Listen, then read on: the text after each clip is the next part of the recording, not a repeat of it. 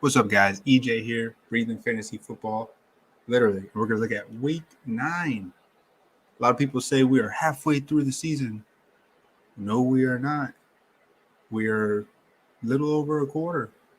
If you're a DFS player, we are a little over a quarter of the season.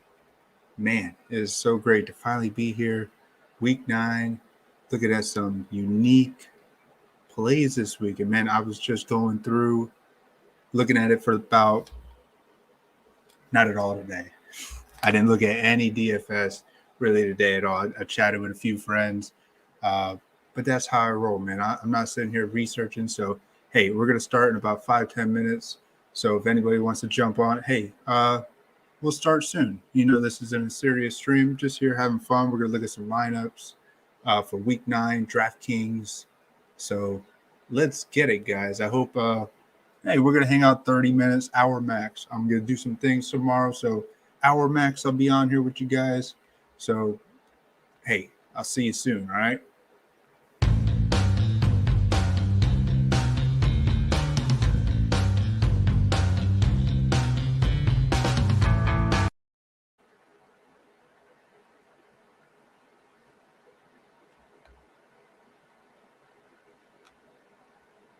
Test. Yeah, it looks like it's working. I got to go through some things here. Let me see. All right, I'll be back, guys.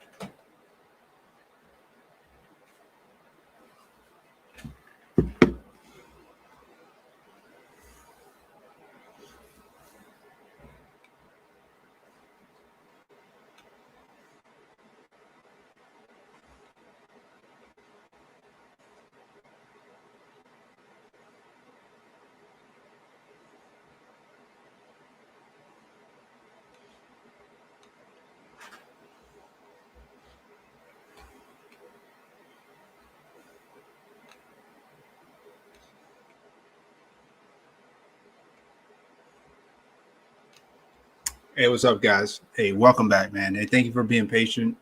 Always like to give a little grace period in case everybody wants to jump on. So we're gonna be looking at week 9, and man, I made a few lineups. Already got to go through and rework almost all of them, except the obvious. I think everybody's probably on the same play. You know my team, the Packers. Let me get my hat, man. Got to get my galaxy brain working for you guys. So if everybody else is going to be on Jordan Love, why? Why are you on Jordan Love? Is it because he's 4,400 dirt cheap? Is it because the Chiefs' defense suspect? What is the real reason? Do you think he's just going to just fall right into that system and be handed the reins just like that?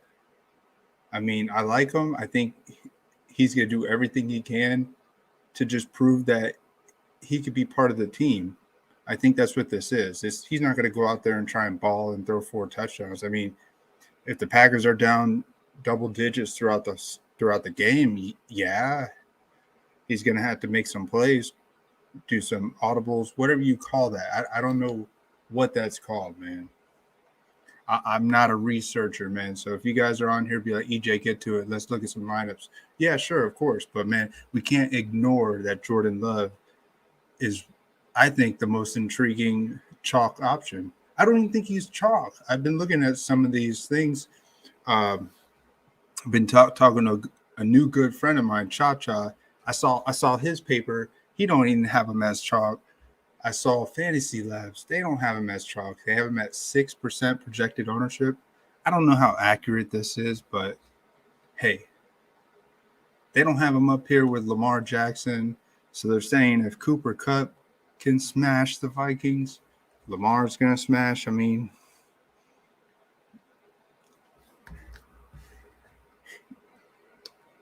has Lamar had besides that one game, so he had a 40-point game, which was like all in the fourth quarter against the Colts.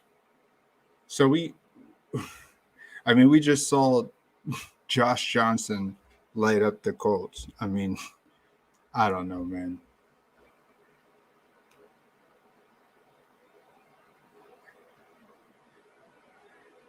Okay, against the Chiefs, he had a 37-point game. But outside of that, man, I think Lamar Jackson, I'm not too high on him. Just, I don't know.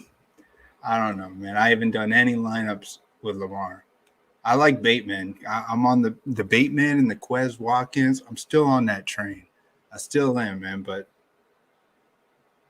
I don't know what to say. I don't know. Let's see here. I got Cha Cha for the first time, wants to jump on the stream. So, hey, let's welcome him on. This is EJ, Breathing Fantasy Football, literally. I love doing these streams. Unfortunately, I don't like it when people come and troll, and I still battle that. I talk to my wife about it because to me, the whole stream, it's a fun thing. I'm not doing this to try and I'm not trying to be some big dude getting sponsors and YouTube, whatever that means, man. One day I'm just going to quit this out of nowhere. I don't care. So we'll see. Maybe not. I don't know. So hey, let's welcome Cha Cha in here. I'm gonna turn the tunes down a little bit. So hey, what's up, man? Welcome. What's going on, EJ? Hey, what's up, brother? Man, ready to dive into these week 9 slates, brother. Hey, man. Hey, good to hear from you. Hey, welcome, man. How's everything sound on my end? I don't want it to sound all choppy or anything. Not. It's all perfect, man. All right, brother. Hey, you're good just like that. I'll have you in the background. Hey, you're more welcome to jump on and leave whenever you want. And yeah, hey, great talking to you. over the past few days. So, yeah, man, let's look at this week 9, and I could start some things off. I already got a lineup I got to fix right here. Man, I wanted to play Taysom Hill, but it doesn't look like he's going to get the shot. Yeah, I saw that news today as well. I think that changes the uniqueness of where I wanted to go there. I mean, at first when Taysom was an option to start, I was a little bullish on Kamara, but now I'm sort of back on the Kamara train, knowing Trevor's at quarterback, might get some more PPR action out of him. Yeah. Because with Taysom at center, I was almost considering a fade on Kamara.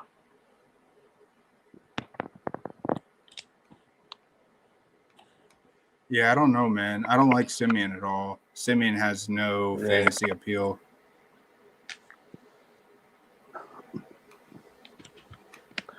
But with enough, little dunk offs to the running back and the PPR format, with Atlanta also being the 5th, or actually the 7th worst team against the rush, allowing 125 yards per game, I can't really ignore Kamara as well.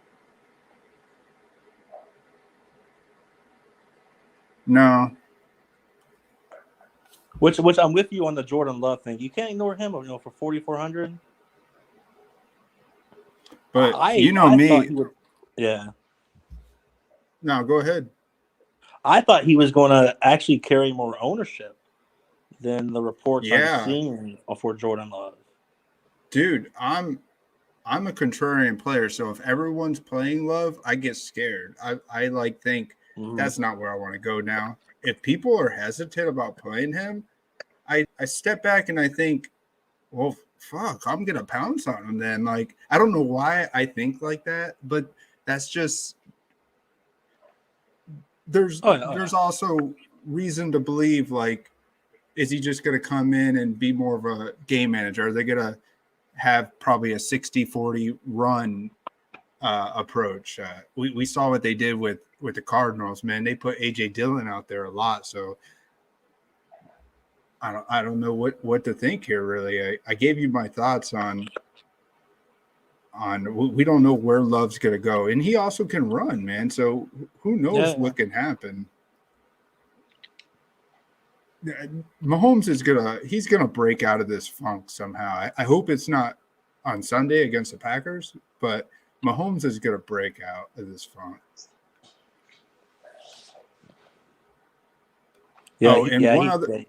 He's gonna come back eventually and make a lot of people eat their words. Yeah. I know a lot of people are saying they figured him out. Mahomes has been figured out. No, he hasn't been figured out, man. The guy's still looking this way and still throwing the ball that way. Not many other quarterbacks are doing that. He's still doing the underarm throws, and he's still a unique quarterback. You know me by now. I don't know that much analytics about NFL play to that degree. I just look at stats. I look at like numbers. You're a number guy from what it looks like as well. So, I played a lot with my head and my heart at first, and I'm just trying to definitely mix the number aspect in it more as I progress into my DFS career. Yeah. Which in the quarterback section, I wanted to talk to you about some analytics I noticed as well, because I noticed Joe Burrow was in the middle of the pricing in my quarterback pool, but he holds the highest yards per attempt and also holds the highest touchdown percentage over everyone. You're talking multiple MVPs: Mahomes, Rodgers, Lamar. Herbert's there, Allen, Kyler Murray. He has more yards per attempt than all of them, and a higher touchdown percentage. And he's only 4% owned. You're talking about Joe Burrow, right? Yeah.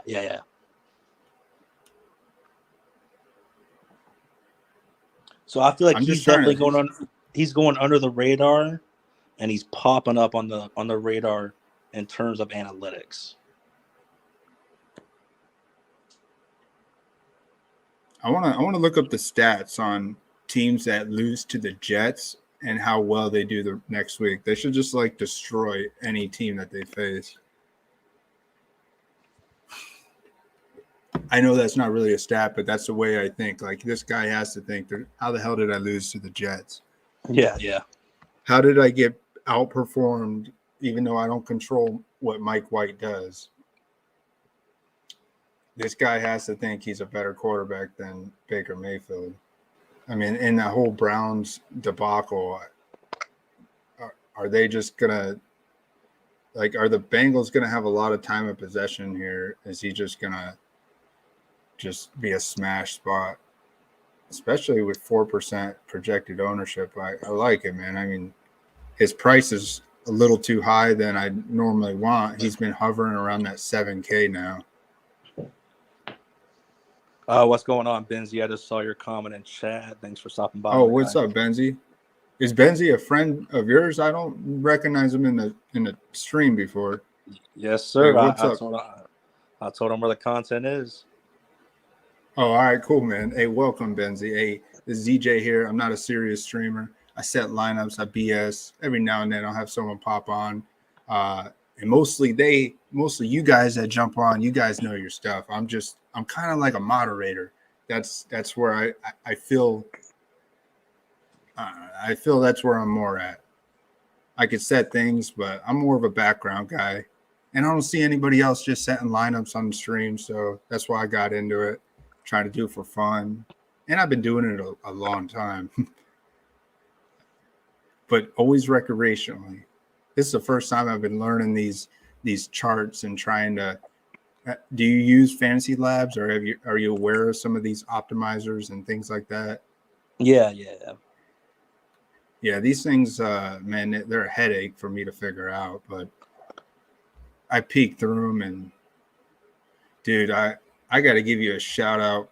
1 second here, man. Hold on, let me pull this up. I want to talk about this for a second. Let's see, where's it at? This here that you sent me, man, what is this? OMG, man. Hey, it's the science behind the madness, my brother. Man, this right here is just amazing. Like, you did this week. And are you doing this every week? Or sometimes when you don't have your son, you're saying you'll have a little extra time? Yeah. This year when I have a little extra time, I try to put all these stats together and just get them all in front of my face and just really try to have them all together. This is like a grade school technique, man. You write it down, then it goes muscle memory, and then you take it in, and that's how you retain the knowledge. Oh yeah, and you know I'm not dissing it. It's just even after a while, I can put the papers away, and I still can sort of almost see them in my head when I'm hand building lineups. Hey, that's cool, man. I saw this and I thought, man, he's just sending me something that he did in the off season. And I looked at it, I was like, no, this is this week. He's looking at something for this week. So that's pretty crazy. I appreciate it. It looks like you're going. Are these all like your picks, or did you copy like your analytics of things you? No, I go to DraftKings and I just start at the top, and I make my pool, and just, everyone I like. I just try to eliminate some bad eggs.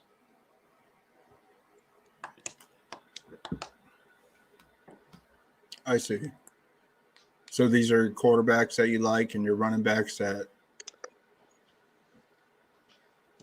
Well, if you see in the left on the left side, the first page, I start off the week with the game totals from highest to bottom, and I organize my quarterback list off that. Like I think I fade the bottom 4 games. I mean, unless it's someone spectacular like Murray or Mahomes somehow fall into the bottom 4th on the highest game total of the week. I mean, I'll still squeeze them in that pool. But if someone like Jacksonville is a part of the second highest total, I try to squeeze in Trevor Lawrence. I just put him in my pool, even though I might not use him, but I like to I start hear you, out that way. man.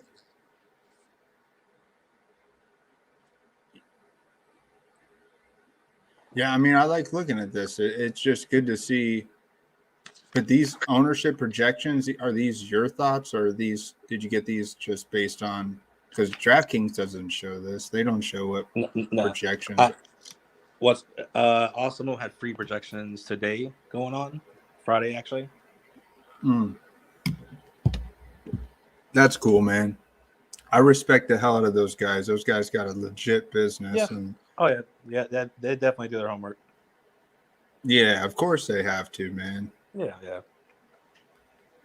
All right, let me pull out. I just wanted to give you a shout out on those. I'm gonna look at this. Just it's good to see. I'm gonna find the one that I'm gonna look at the name and find the name that you wrote the best handwritten. So that means I know that you put a lot of thought into that name. I know that makes no sense, but if you like scribbled and you quickly wrote the name, I'm gonna be like, he wasn't really on that guy. Yeah. Nah, I'm just messing, man. And, oh, you just wrote Dak. Yeah, Dak yeah. there. So I don't know how much you think about Dak. You just wrote Dak. Nah, I mean, No, I think at that point it was a hand cramp. I was like, yeah, I'm I going think short on this Dak. one.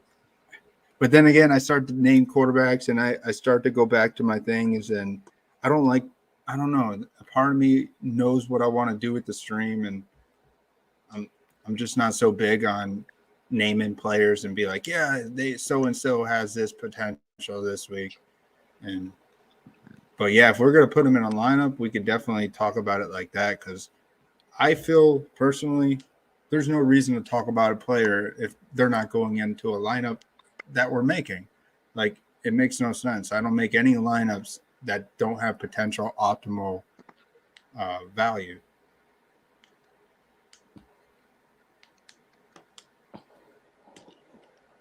So I want to go back here, look at some of these. I think you were telling me that you think one of the top quarterback plays of the week will probably be on that optimal that the Sharks will crush on.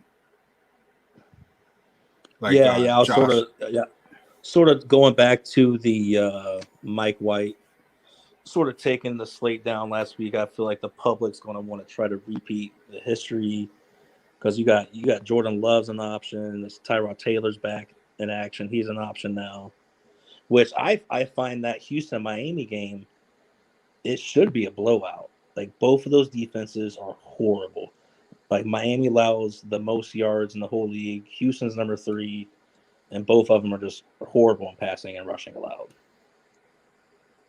Yeah, that makes sense. Miami has not been that good on defense. It kind of surprising. They were like a sleep, like not even a sleeper. They were like a big defense to play last year.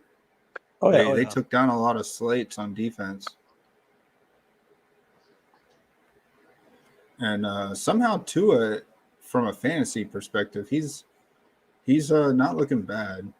I don't know if he's really doing that much to lead his team to victories because, yeah, he's not doing. I don't know, man. I don't know. Sometimes I don't know what I'm saying, but I don't really play Tua that much. I just don't like his fantasy appeal. But I see I what don't you're even think I saying. played 2 at once. I'm Yes. very anti-Tua. Yeah, you sound like my buddy Pete that jumps on the stream every now and then. He's a diehard Dolphins fan, and he's not a Tua fan. Like you're going to catch me on a 2-game slate if I want to play Tua. Yeah, I'm with you there, man. So what's up with this Lamar Jackson? Like, why? Like, is this really a game where he has like a floor of like 25 points? Is that like a given? Because I don't know what. I mean, after seeing what I don't. Cooper Rush did, it's almost you almost want to say it. And they're coming off a bye. That's right. They're coming off a bye, but they got smashed by the Bengals. I don't know. I didn't watch any film. I don't know what went wrong in that game in terms of how the Bengals smashed them. I don't know. It's always an I don't know with me because I'm not a guy that breaks down and does analytics of these things. I just I try and find these plays that nobody else is thinking of. And mostly this season, I haven't been that into it with researching as much as I was last year on the stream. But I still love to jump on because I know nobody else is setting lineups. Unless you tell me of another channel of someone setting lineups, I'd love to see it. I love to BS and set some lineups with them and chat. But I don't know of anyone else that does it.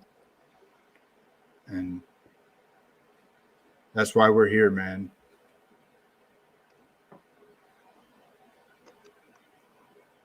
And I definitely think Minnesota's going to fight back as well. I mean, back to we talked about Justin Jefferson earlier today. Baltimore is allowing the most passing yards per game in the whole league as well. The worst. And of course, I'm a little shocked. Yeah, back to Miami, they're number 2 against the worst passing yards allowed per game. Just make another point of that Houston Miami game. Maybe not a full-on stack on that game. But I think I'm going to start having exposure to maybe one player in almost every other lineup from that game. I mean, with Devontae Parker out now, Waddle and Gesicki are going to be target machines. And I was liking Tyrod the first 2 weeks. I mean, he might just beat him. Yeah, Tyrod. What was his issue? It wasn't concussion, was it? I don't recall actually. Hamstring. I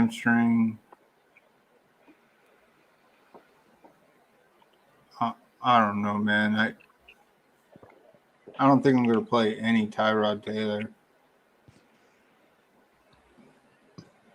But I could see him, even if he throws for 200 yards, maybe Brandon Cooks, Nico Collins, back to that Amendola play that we were looking at. Maybe one of those guys gets 100 yards of those 200. Yeah, I'm kind of off Amendola. I was trying to be on him when he came off the injury. I don't even know how he's been doing lately or last week. Yeah, he's been a little iffy. I know you were on him, and I sort of stayed on the Nico train. Nico's been getting some deep targets I was happy with. There's just not enough of them. But that could also change going from Davis Mills to Tyrod. So sort of like how all the Jets receivers got a bump going from Zach Wilson to Mike White. Yeah.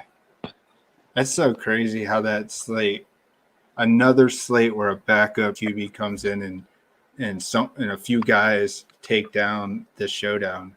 So amazing to see. Oh, yeah. If you played Josh Johnson in that showdown and if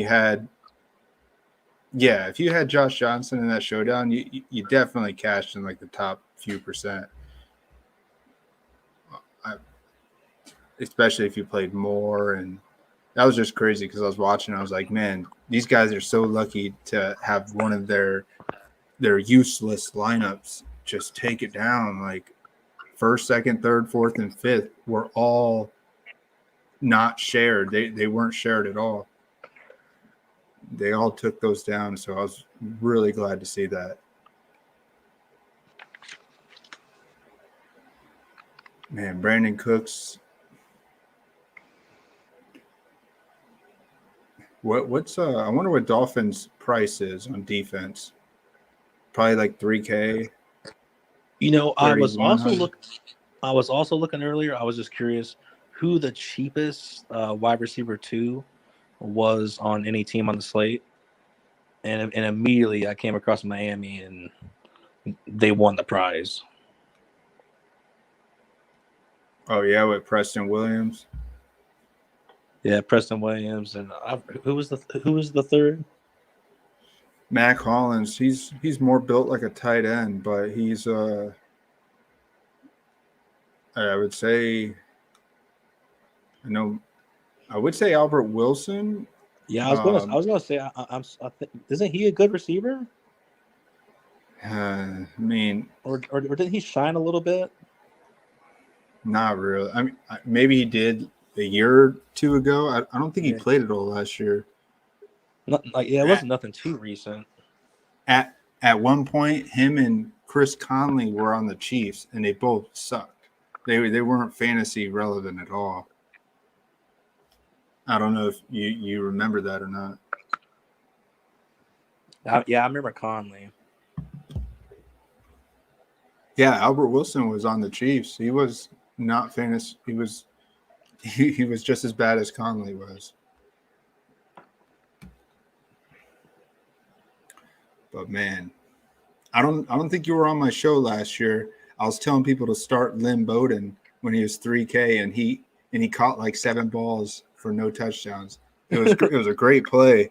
I was like, play this dude. Like me and another guy, we looked up who he was and how he was like a jack of all trades. He did it all in the field, and I was like, man, this guy's gonna get a lot of run. If this guy was not injured, I'd be playing this guy this week, 100%. But yeah, he's not playing, so can't really talk about him. But yeah, Waddle. But yeah, for the number one, it's a good price. Even Gasecki too could be 10 targets plus. Yeah. Man, no tight ends have really been stellar this season.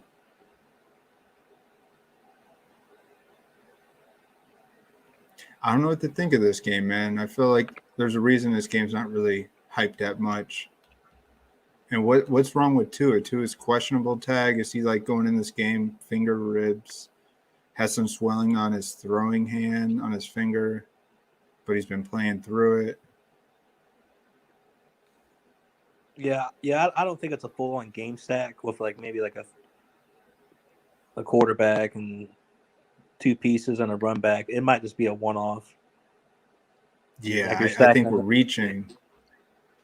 I think possibly stack another game and then just try to grab a piece of one of these guys, break in something. Yeah. I mean, both these defenses are horrible. Like,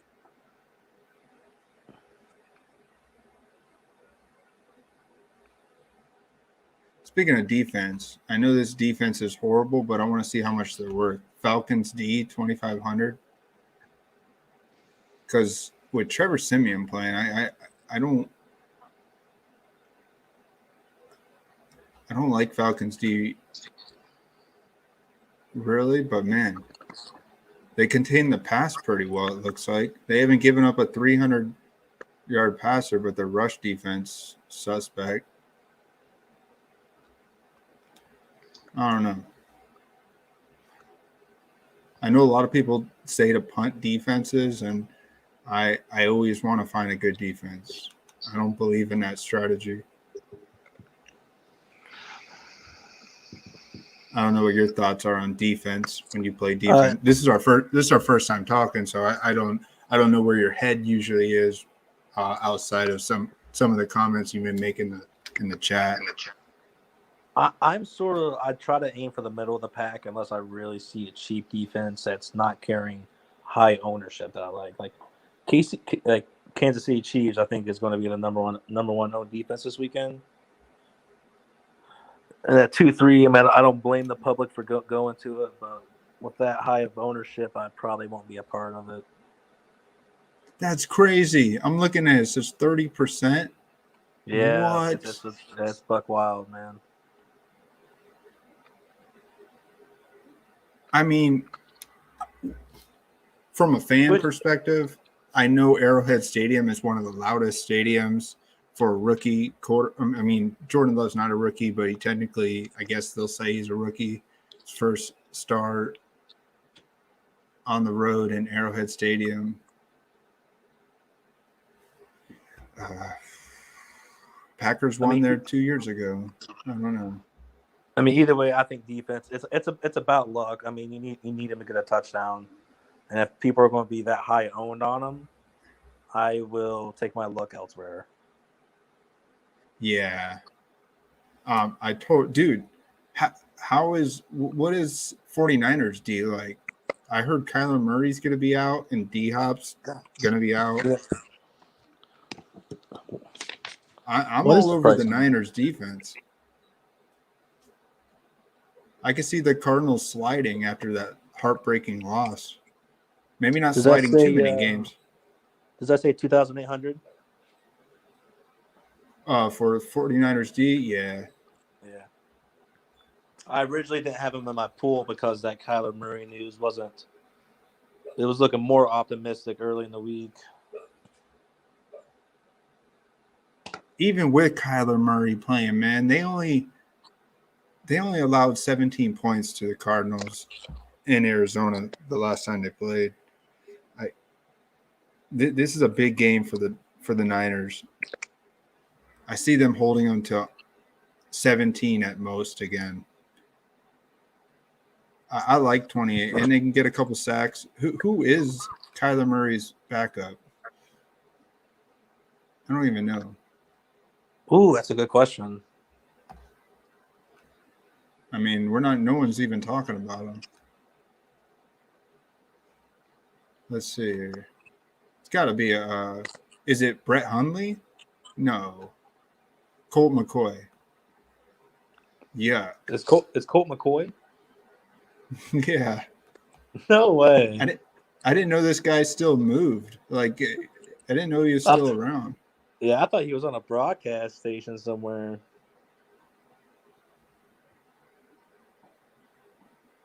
Yeah, there's got to be a switch. 49ers D has to be like the second chalkiest play. Because when Hopkins left the game, it was a lot of us knew that the Packers had an edge at that point. One of the biggest playmakers besides Kyler Murray out there for that offense. And yeah, if Kyler Murray's not playing, they're not going to risk Hopkins. He's not going to play either. We already saw that with the Packers game. The coach was telling him, "You're not going out there on the field. Stay on the sideline." They're going to rest him. They got a pretty big chance of making the playoffs. This guy is going to probably sit out this week. Or I don't know.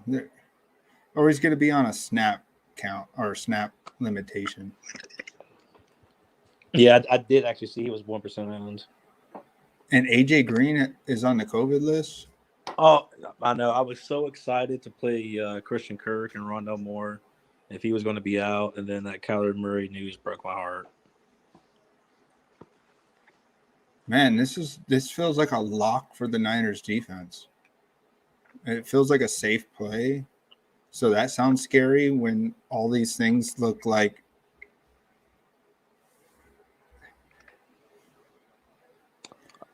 it almost makes me think that Chase Edmonds is possibly a good play. For 5,300, that's like I wonder where the 5K range is for running backs compared to receivers. That's like a $4,500 receiver. It's a really great price for.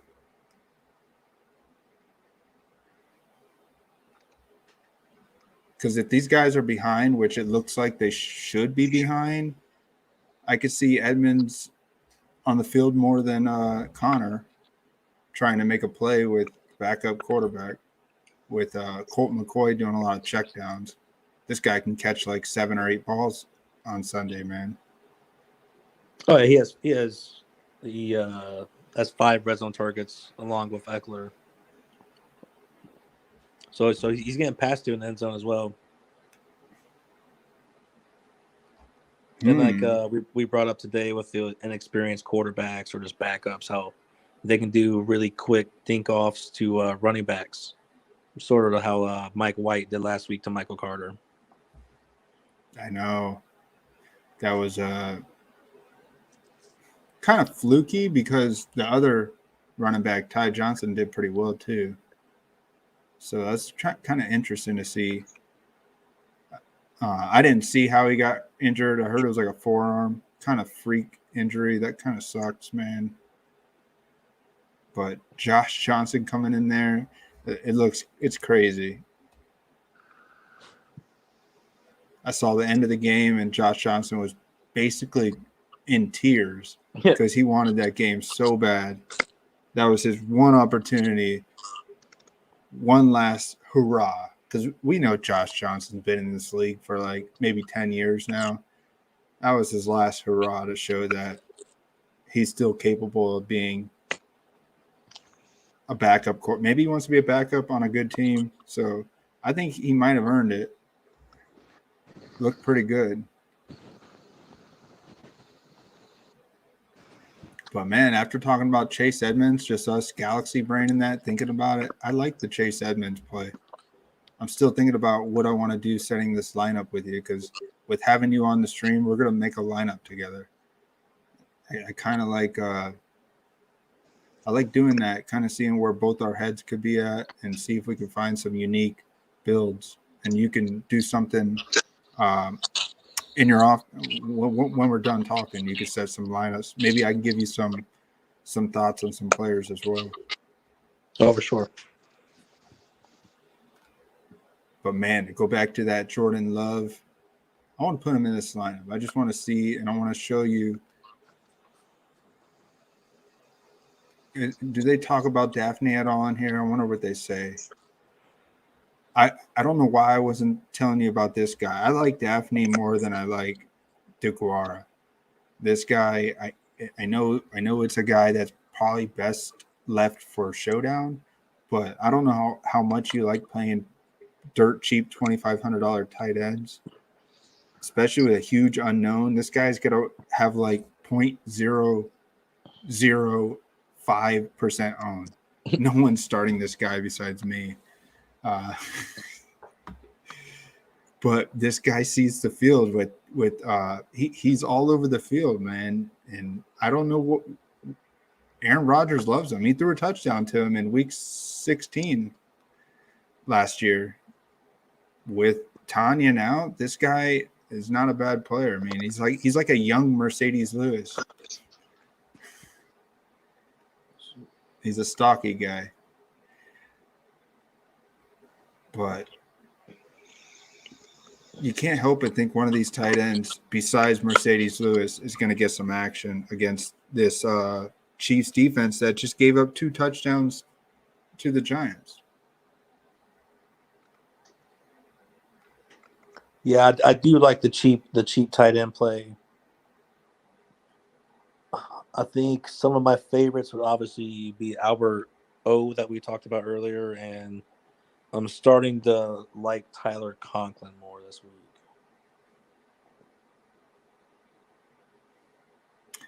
So he's limited with a knee injury.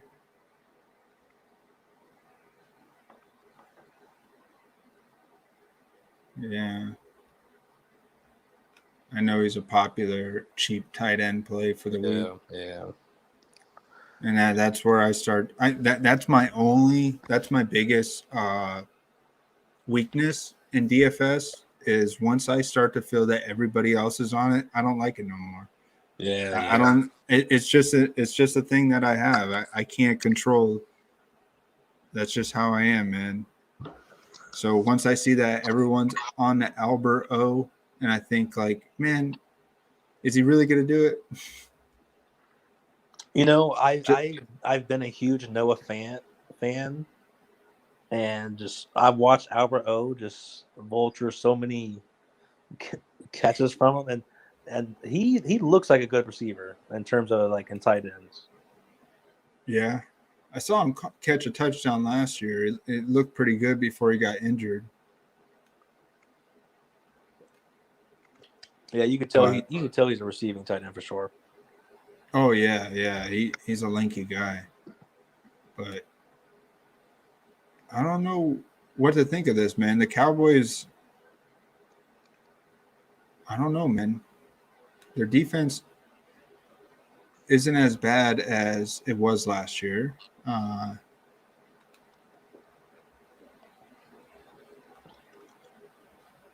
want to see this. I want to look at this model and look at Cowboys D. Well, so Drew Lock was like, he peppered the heck out of those tight ends.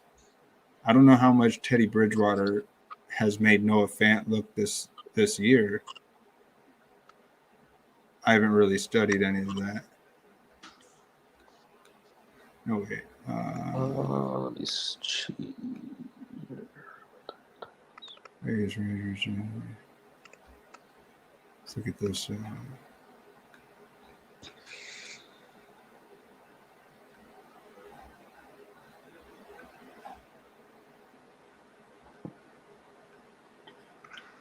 I see Noah Fant is third in the whole league in red zone targets, which is one of my favorite stats in terms of tight ends.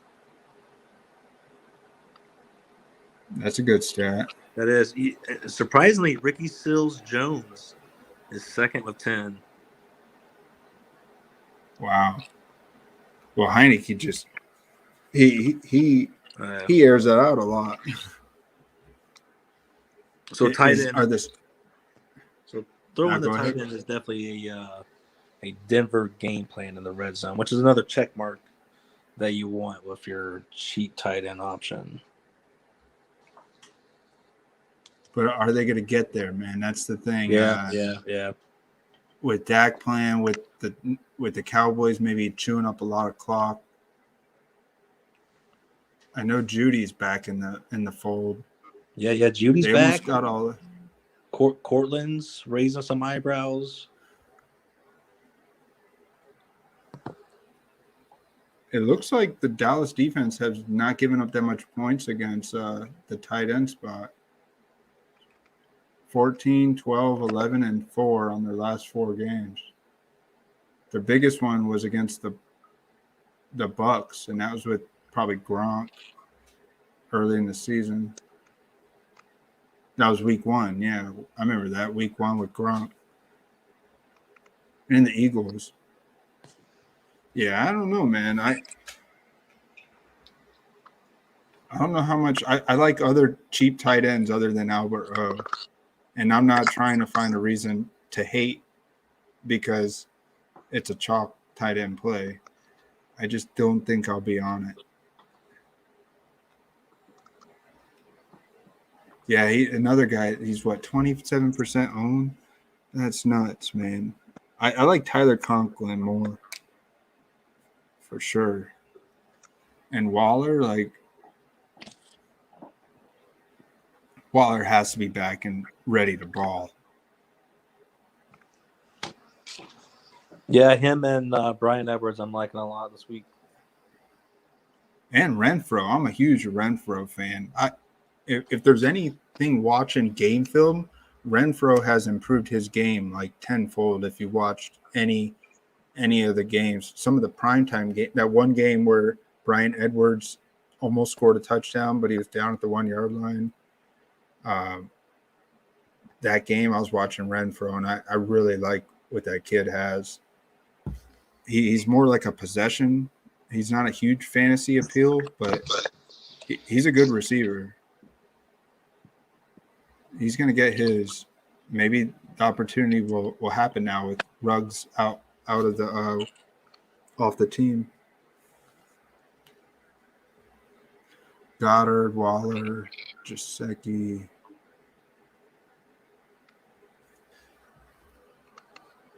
Do these projections have any love for my DeGuara 0.1% projected ownership?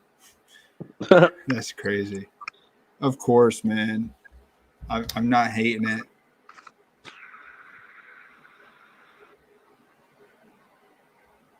But that's why I do these streams, man. That's why I set these lineups this way. I want to do something. I don't mind setting these lines. There's a lot of times I set lineups that make no sense. I've set a few lineups with backup quarterbacks in Showdown. I just didn't do it this past week with Mike White. I wish I would have.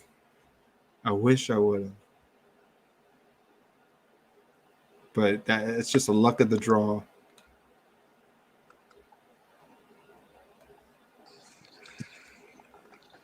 So Zeke's the top projected. Yeah, running back in the day. But for some reason, people are just saying he's cheap, and I mean, I don't think he's that cheap. People are just saying he's cheap, and they like him. Man, I don't know if I can go there. I was so high on Antonio Gibson last week against the Broncos D with Von Miller on his way out. I thought the Skins were just gonna run it all over, and that didn't happen. Yeah, I'm 100% with you with the Zeke fade. Geez, I hate to be a Debbie Downer, and every time I look at a high projected player, I'm just like, nope. That's what it seems like so far. I'm trying to look at these top 10 play. Elijah Mitchell's a good play, knowing what's going on with the Cardinals. Seems like there's going to be a lot of 3 and outs. Fuck that, man. I'm putting Elijah Mitchell in this lineup. 5,800. Yeah, especially with San Fran's game script flipping to a positive side for the run game being up. Says he's questionable, but he's probably going to play. Was on the practice field Friday for the second straight day. Yeah, he'll play. I think they need this win. I think he's been riding a questionable tag almost every week, like DeAndre Swift. Yeah, every 49ers running back has a questionable tag. That's what it seems like. Yeah, I think I stopped worrying about Swift about week 4. I was like, this is 4 weeks straight, and he's played every week. Swift. I mean, a lot of us thought Swift was going to do it, but the problem is Jared Goff. I thought Jared Goff could have some fantasy garbage time appeal, and it doesn't look like it. Looks like, I hate to say it looks like Goff's career is probably over, man. It looks like he went to Detroit to die. Yeah. That's what it looks like, man. He had one good game a couple weeks ago against the Rams, but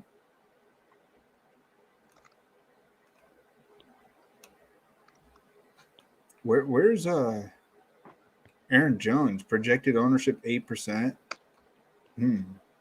Yeah, and I sort of like him for the inexperienced quarterback role I was talking about earlier, dinking it off to the running back. He might get a lot of targets.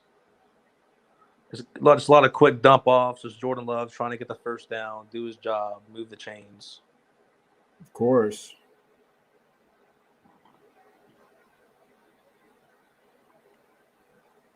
Boston Scott's only projected ownership 0.5%. Are you kidding me? He's the starting running back on that team. I know Jordan Howard is back on the team, but Boston Scott, this guy patiently waited being inactive or not inactive. I think he was suited up to play all those games that Sanders was healthy, but he never saw the field. But now that he's out there, I mean, you make a good point because the Chargers themselves are dead last against rush yards allowed against them with 159 per game. So why is Boston Scott 0.5% projected? Sometimes when I see it on this Labs, I just think that they gave up trying to find more projected ownerships. There's no way this guy's going to be just 1% on. No way. Boston Scott has to be at least 5 or 6% on Sunday when the whistle blows and everything's going. No way this guy's 5.5% on.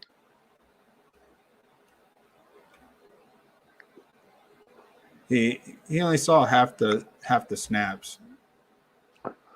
I mean, people could be he's a scared. receiving threat. People could be scared of Yeah. that 50-50 split and just how, out of 4 touchdowns, him and Jordan Howard split them. Do you remember last year when he had a 35-point game? Yeah, I forget against who, though. I want to pull it up here. 35-point game. That was 2 years ago against the Giants. He had 6 catches. He was catching the ball a lot when he first came in the league. I know they have Kenneth Gainwell, and it seems like that's the guy they want to run to, but this guy is a receiving back. He's a small running back. But he was the starter. On the first snap, he was the first guy out there. Jordan Howard is goal line work. This guy is the starting running back. You could be onto something because the way that Philly-Detroit game got out of hand could have been a reason for him to get out and Jordan Howard to get in, where the Chargers could keep it more close, and you could see Boston Scott go from 50% to 80%.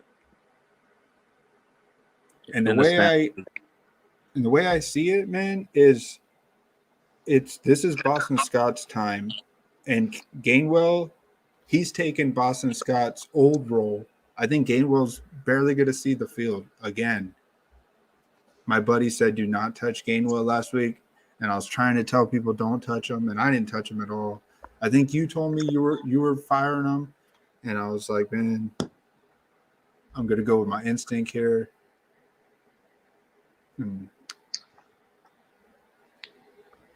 So yeah, I like some Boston Scott. I think his price is still too cheap. I think because Howard got some touchdowns, people are scared, thinking that it's a complete committee approach, and it could be.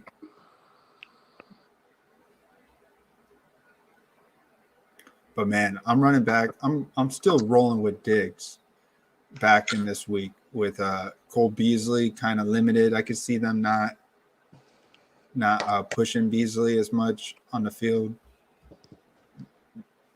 Maybe they're saving him. They might not need Beasley that much. So, and Diggs has not had that breakout game since like week 1 or 2. He really hasn't had a big breakout game yet. No, he hasn't.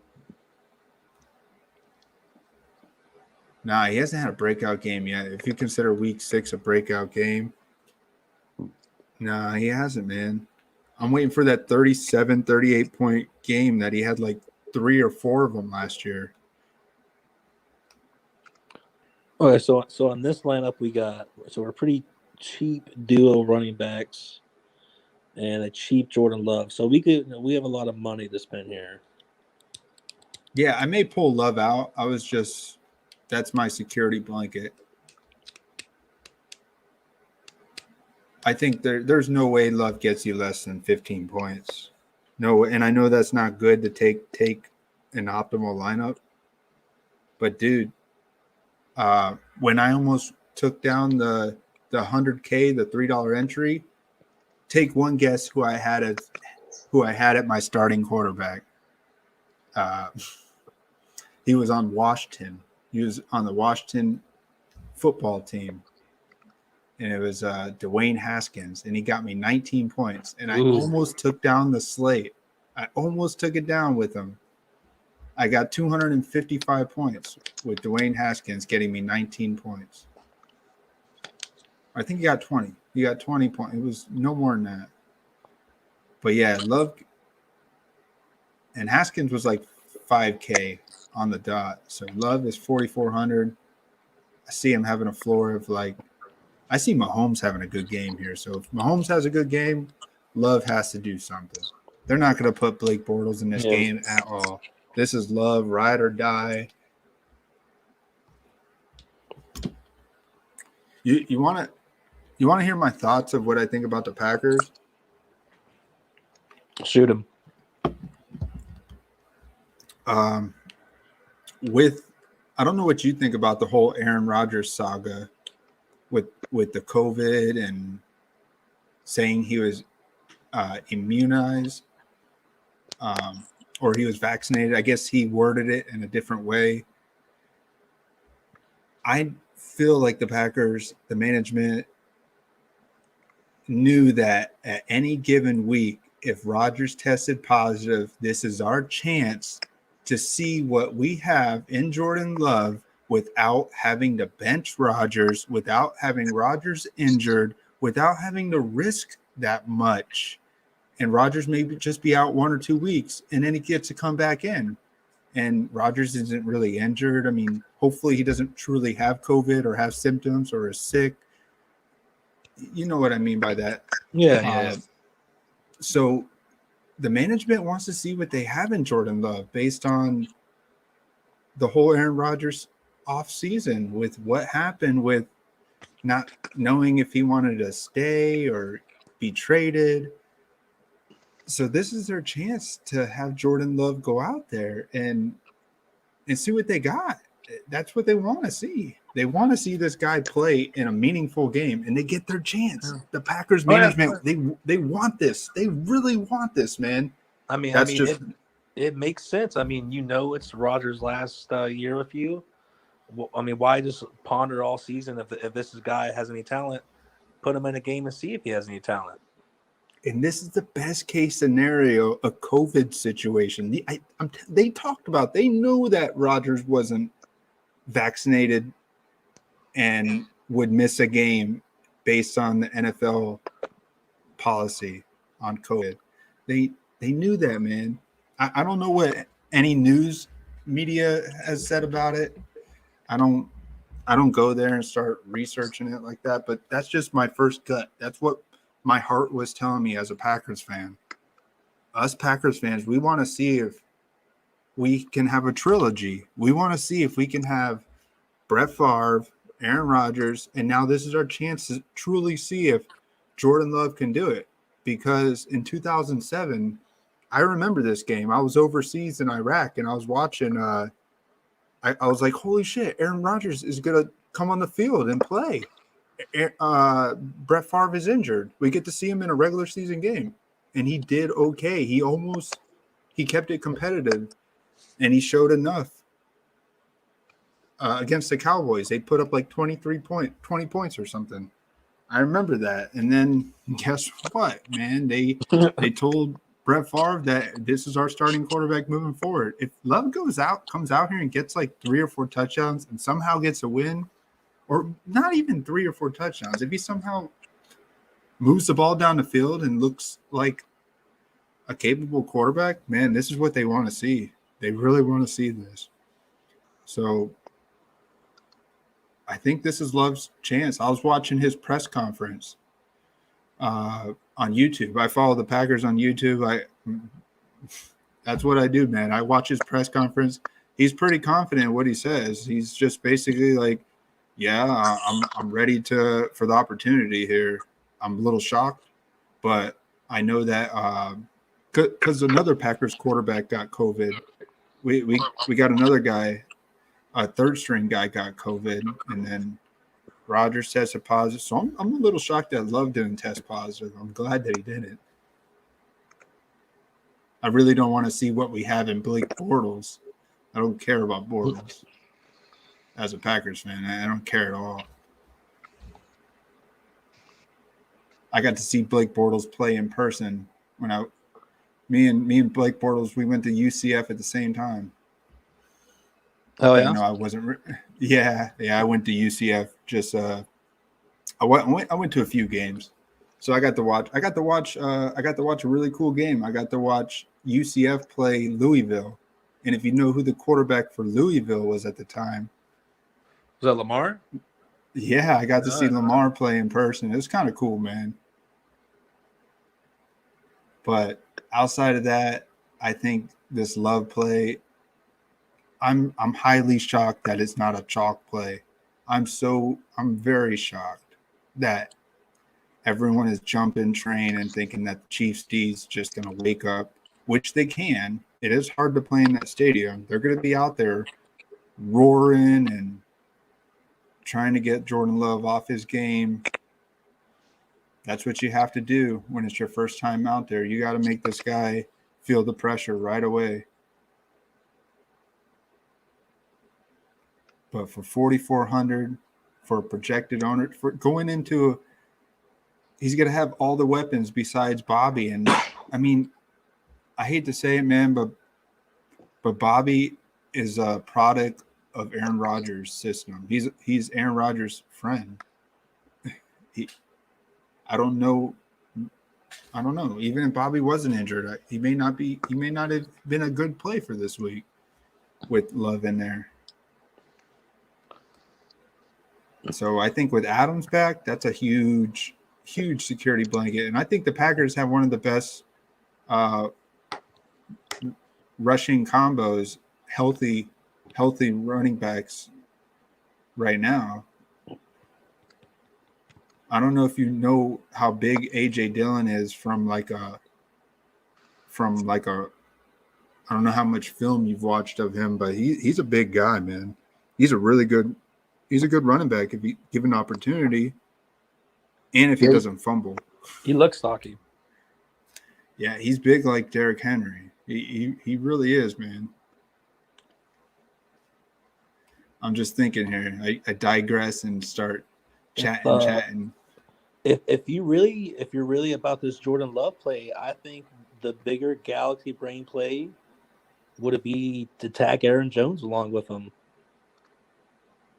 Yeah, I'm with you there. Like if you want to go with the chalk and then separate yourself from the chalk, I would say go the quarterback running back duo. Let's do it. Let's take Elijah Mitchell out of this lineup that we talk about. I could roll Mitchell and Love, but I'll roll Scott. Love and Jones.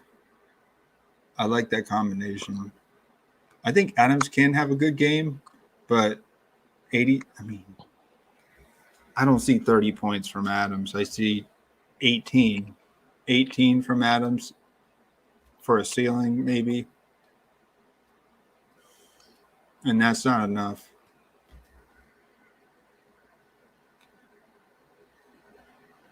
I know you were laughing at me when you weren't laughing at me, but you were like, you're on Derek Gore? Like, I mean, Packers rush defense is very suspect. Like teams just go for the running. Like I guess the offensive lineman can really push those guys. And we don't have that. We don't have guys that scare you besides Kenny Clark, and he's a big guy. Dean Lowry and Tyler Lancaster, man, those guys are not scary. I wonder if we're getting Zadarius Smith back. I don't know if we're getting him back. I could look it up. I know he's due to come back soon.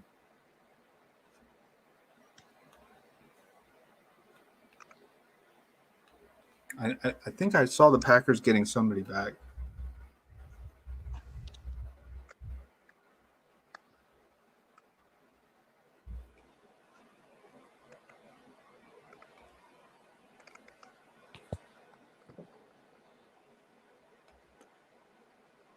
Happy to have Zadarius Smith back in town. Come back. This was a couple days ago.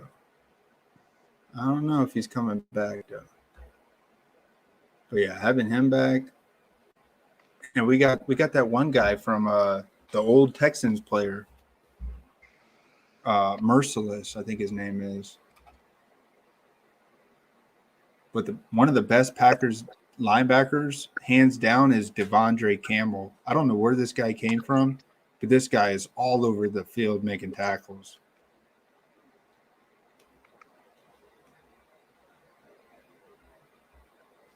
You have any other thoughts for receivers here?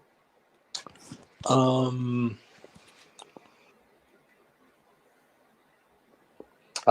like Marquise Brown this week. I like Justin Jefferson.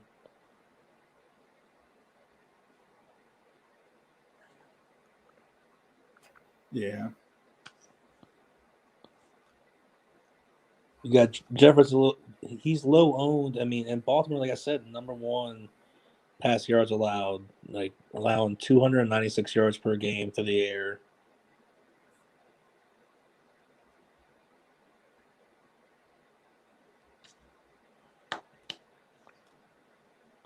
And he's a positive regression candidate. I mean, dude's bound to be optimal at the wide receiver slot eventually. And I haven't won him yet, so might as well hop on the train now. At least try to get a piece of it. Nice percentage. Yeah, I could totally put Jefferson in this lineup easily. I Which just is see, which is a good thing sometimes when you see someone as talented as him, and you haven't played him in 4 or 5 weeks, and you're like, yeah, he's sort of overdue. So I mean, it's a good time to be hopping on the train. yeah, they bumped Thielen's price back up. I think Thielen was kind of cheap. He was 5,600 last week again with the Cowboys. Now he's 69. So yeah, there's Yeah, something to see here. yeah, For I went sure. feeling really hard against Carolina, and that really worked out. Yeah, that worked out well. I seem to play Thielen right. Don't know how. Just like 2 or 3 times a year, boom. Well, Thielen's easily one of Kirk Cousins' favorite. Oh yeah. He's like a cheap man, Jordy Nelson.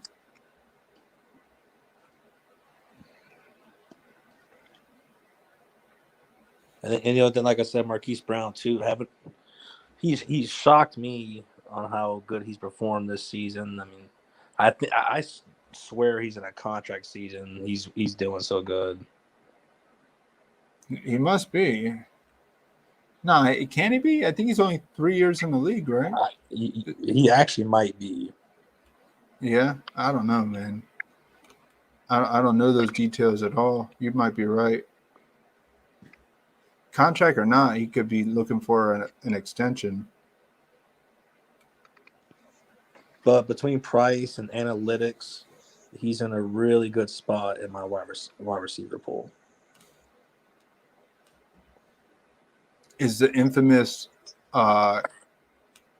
Watkins, and I'm not talking about Quez Watkins. Is he the injury-prone Watkins? Is he going to play? Listed as questionable, hasn't played since week 5, didn't practice. Back-to-back limited sessions have him trending in the right direction. I'm a little scared with Watkins back and Bateman looking like he's getting more involved.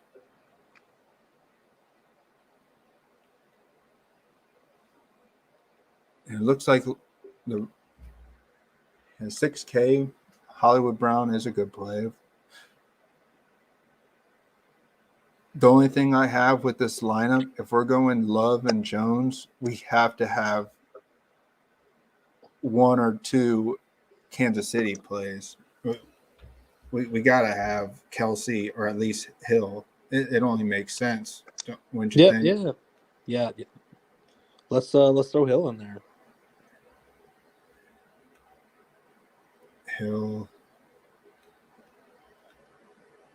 I could see a big heroic 60-yard touchdown pass. We saw Hopkins basically get one against the rookie cornerback for the Packers. Can't think of his name right now. But with Jair still hurt, man, I could see Hill getting a big touchdown, trying to get this offense going. Stokes, Eric Stokes. He's played well. We've had a couple guys step up. Who is your? Do you have a fan favorite team that you follow? Patriots. But Patriots. But of course, you got to root for Brady. Yeah, I mean, of course, man. I grew up a Brett Favre fan. I think most Patriot fans that are rooted for the Bucks, I didn't think we realized he would win the Super Bowl, and then sort of be like, wait, is he about to play another 5 years? So we're like, sort of stuck in the middle between liking the Patriots and Buccaneers right now. Yeah, because he did so much for the organization, man. He got you your first and your 6th Super Bowl win. And he just keeps getting better, and you're like, how long is it going to last? Totally with you. And and he did it with class. There wasn't no shady stuff.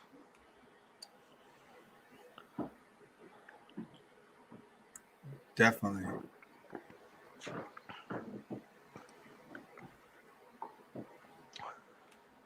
So let's see here. Where else can we go? Can I go a middle of the road price receiver? Let's like go ahead and Cooks? throw in one of our cheap price tight ends to balance out our price tag. All right, let's look at them. Let's see here. Who we got?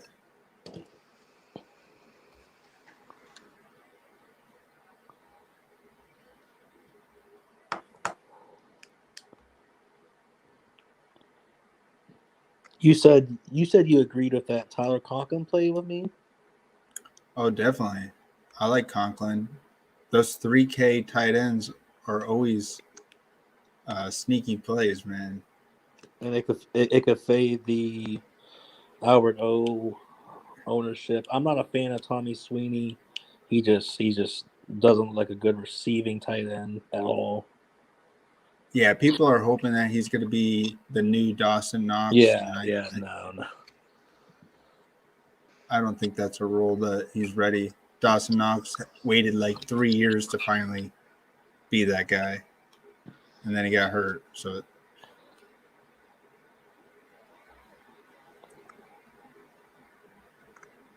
yeah, this isn't a bad play. If we pivot off, I think that's the right word. If we pivot off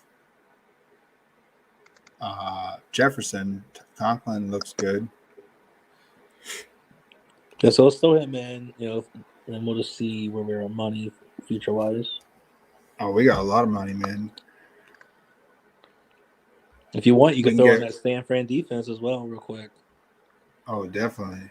That's a nice price. I could still go back and get Hollywood Brown if I wanted, and I can get this is crazy. This feels way too comfortable. Like I can have the 49ers defense with Elijah Mitchell and the flex. I can have Hollywood Brown having correlation with Conklin, Hill. Everything is correlated almost besides the one-off Diggs. So I got a piece of that game, and you got a piece of the with Boston Scott. But I mean, Diggs is really not a bad one-off. I mean, I think Buffalo has the highest game total of the whole day. And that's a pretty nice one-off. I like this lineup, man. I'm not against Hollywood Brown. It's just we know that this is a run first offense, especially with all those guys that they got in.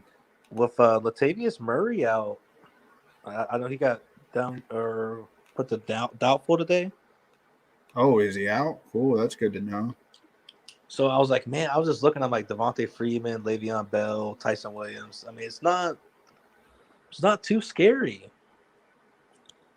No, that's a good point. None of those guys are really in play for like.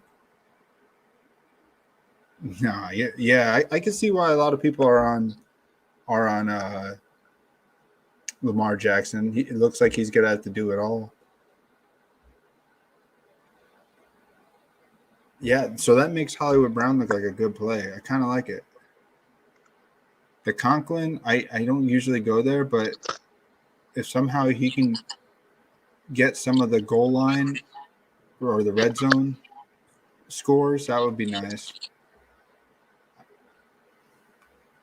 Does he have a lot of – what's his yak like or deep he's got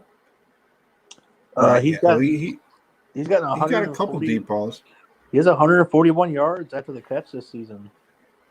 Yeah. That's more than Kyle Pitts with 105.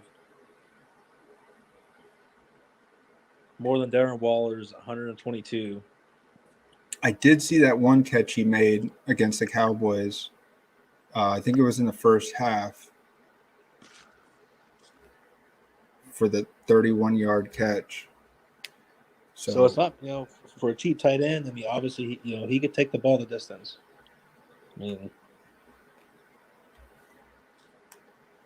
not a bad lineup. We got Mitchell back in there. I'm kind of rolling with the 49ers smash. Man, I wonder if anybody drafted Elijah Mitchell in best ball. Like, there's no way this guy was drafted in best ball, like the start of the season. he was on my radar. Really? In my state, I can't do best ball, so I do it with a friend. And he kept asking me, "Who is Elijah Mitchell? Why do you keep bringing him up?"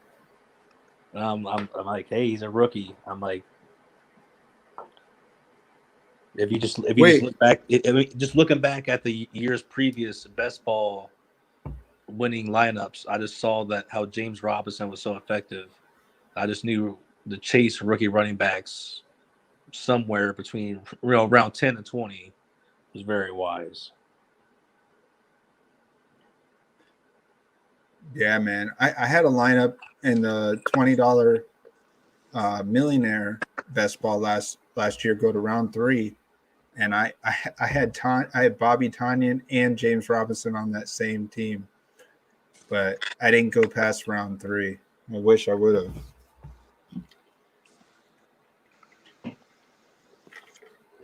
So why can't you play best ball but you can play regular DFS? I have no clue. It's really weird. I'm in Ohio. Okay, that's weird, man. I don't understand that. Yeah. They consider it like two separate like things. It's so awkward. That's crazy.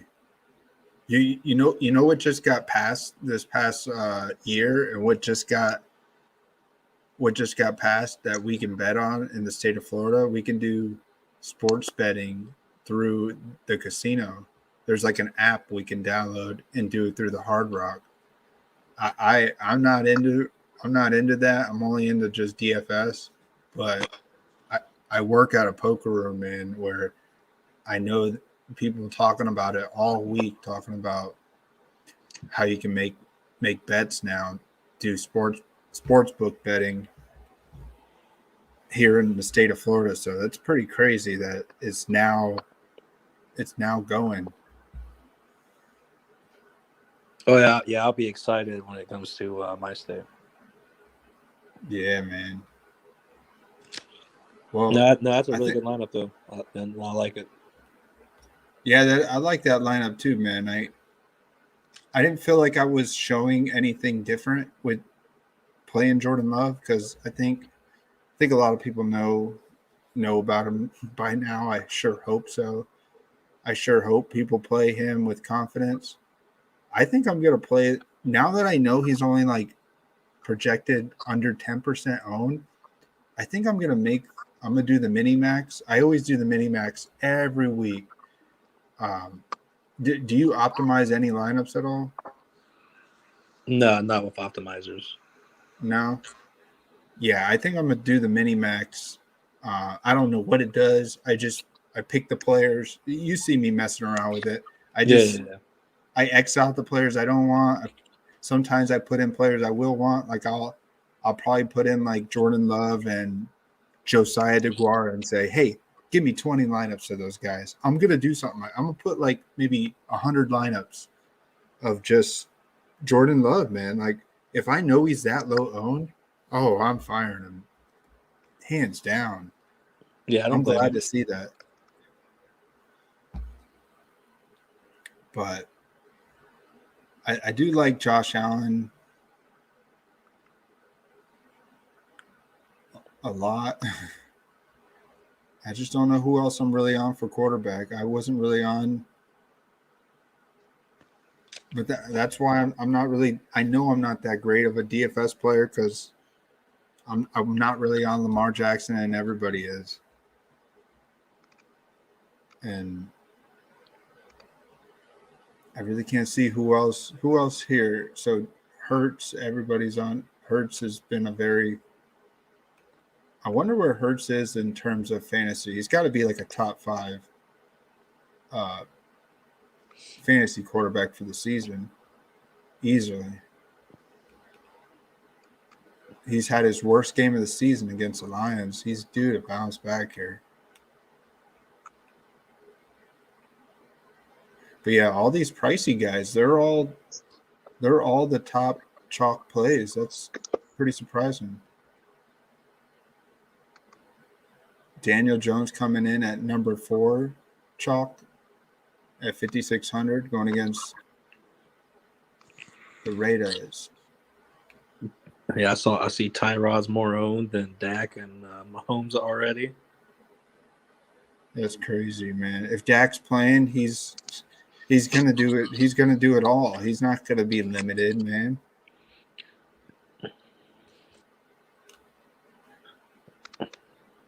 And then even Joe Burrow, the guy who Yeah, the like you said,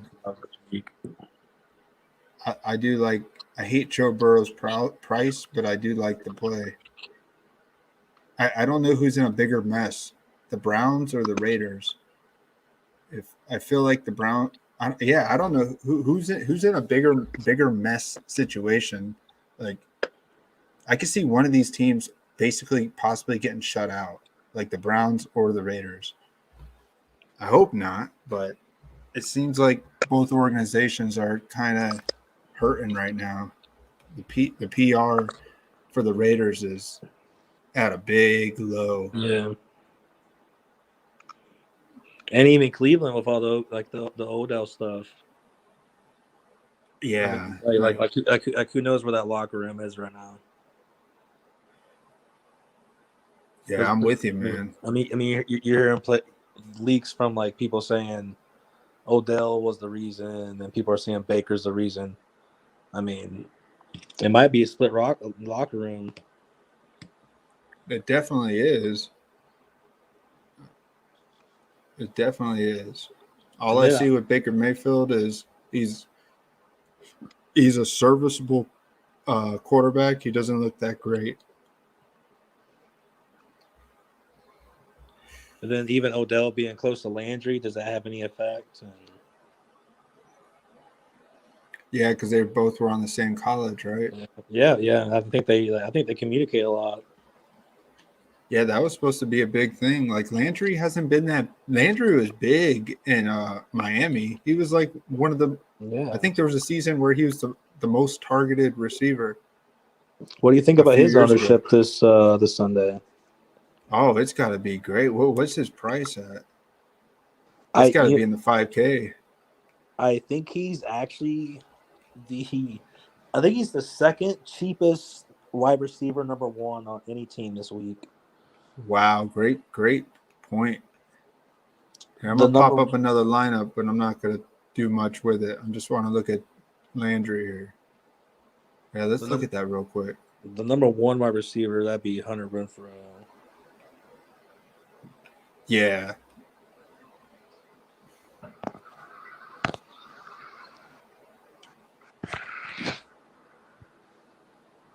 But he's actually carrying some ownership. And I'm really not liking it. Like he's isn't getting the ball thrown that deep. And who are you talking about, Landry? Yeah.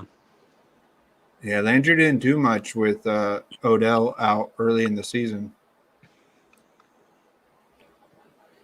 But he looks like the past 2 weeks, even with Case Keenum in there, and that was his first game back. I remember watching that game. But I remember Landry caught like the first 3. He caught like 3 balls on the first drive and then was MIA for the rest of the game, and he was like slightly injured. But I didn't watch the game at all last week with the Steelers, so I don't know how he played. But I did watch the game film with the Broncos. He was looking promising. I think a couple weeks after Odell got hurt last year, even Rashard Higgins posted 6 receptions, 60 yards, a touchdown, then 6 receptions, like 90-some yards and a touchdown. And he's bottom of the barrel 3-4. Yeah, Landry in here, man. I like it. I know Nick Chubb is, but are they being cautious with Nick Chubb? Like, how much work was it a 50-50 split with, because I know Dearness Johnson got a touchdown too, right? It's hard for me to know where they're at with that. Yeah, this guy got 18 snaps last week out of 59.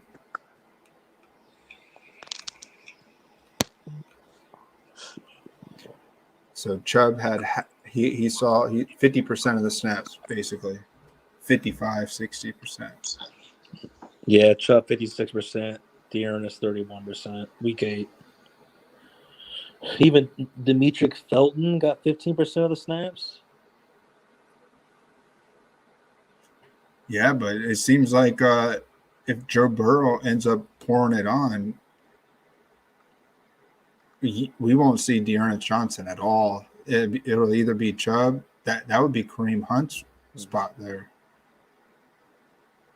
And now Felton's more familiar with playing a little bit lately. Maybe he sees the field more than Dearness Johnson this week. So I think Jarvis Landry ends up being a great play here, the more I think about it. Why? Yeah, a nice handful of people are on him. Is Donovan Peoples-Jones injured? I don't see him as an option. He's actually questionable.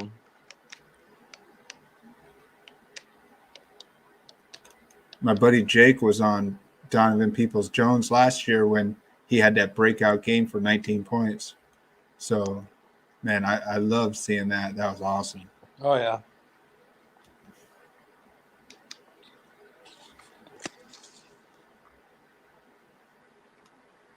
Man, last year I was telling people in week 17, I was saying, hey, you got to start Isaiah McKenzie this week. Start him.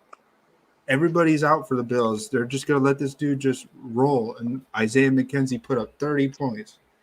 But, man, that was a week where a lot of people put up points.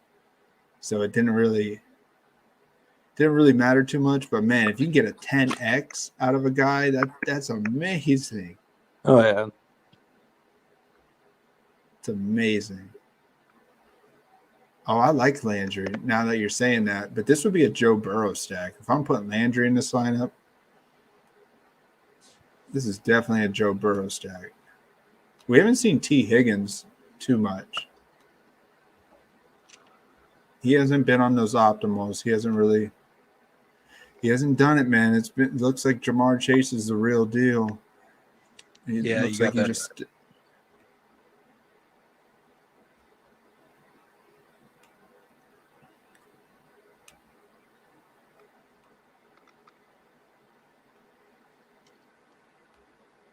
Even Usoma. About time they're pricing up Usoma each week.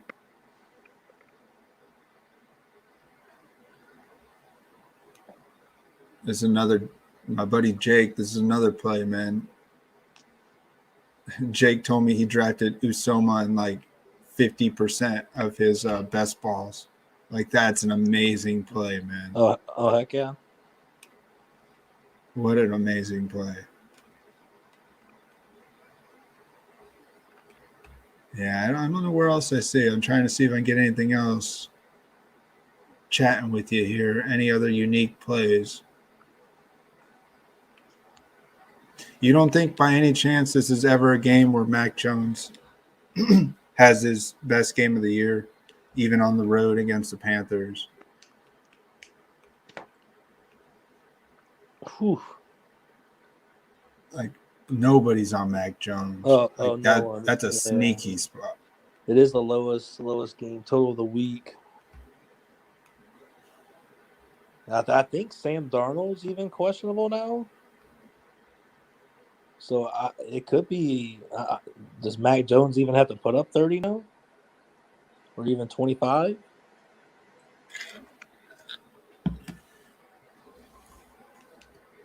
Yeah, but if Mac Jones has a game if he has like a a Jameis Winston game, like 200 yards but 4 touchdowns. Like he just gets these red zone looks. Like there's some turnovers.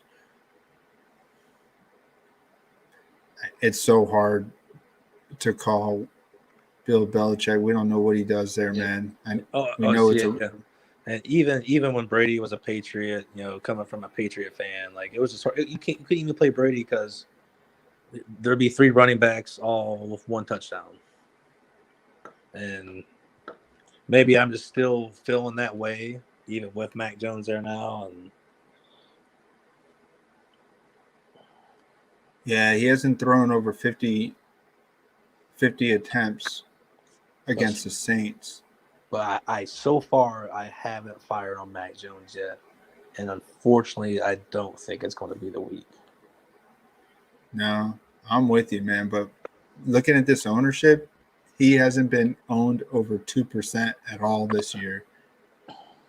So to find a week, Mac Jones has to have a 30-point game this season. He has to. Yeah, it's going to happen. It's going to happen. I wish I could. I wonder who. Man, I don't need to look at it. I was gonna see what potential game it would be where he would get it. But I'm firing Mac Jones in a few. I want to be there when nobody else is. Then I like that. That's why I play this, man. How many lineups do you usually fire in the main each week? Like what's your spread of feeling? It changes week to week.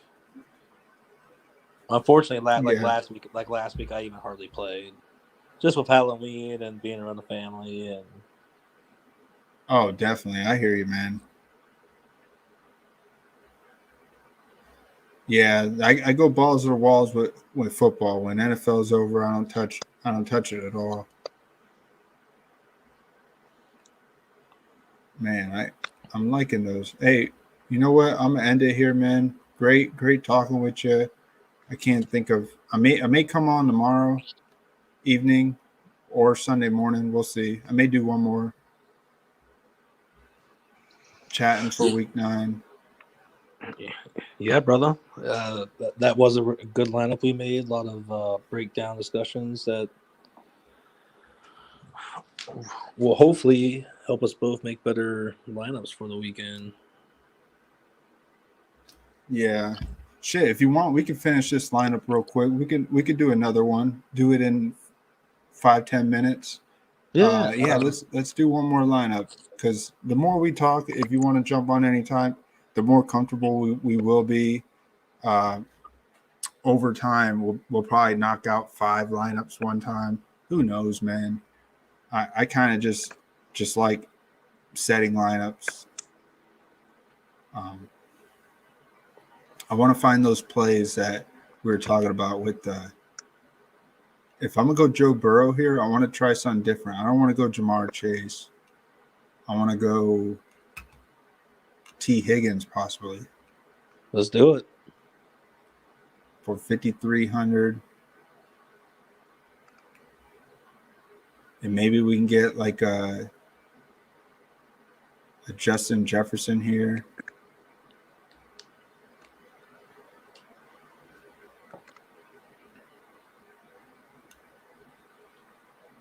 I can see all 3 of these guys on optimal lineup. Running back, 5K average. We haven't talked about Atlanta at all. Cordell Patterson, this running back receiver, man. Yeah, it's his touchdown percentage compared to his usage percentage is bonkers. It's nuts, man. Yeah. It's almost like, can he keep it up? I mean, yeah, he's got to be like, I wouldn't say he's a comeback player, but for a guy that was drafted in the first round by the Vikings, he was a big bust.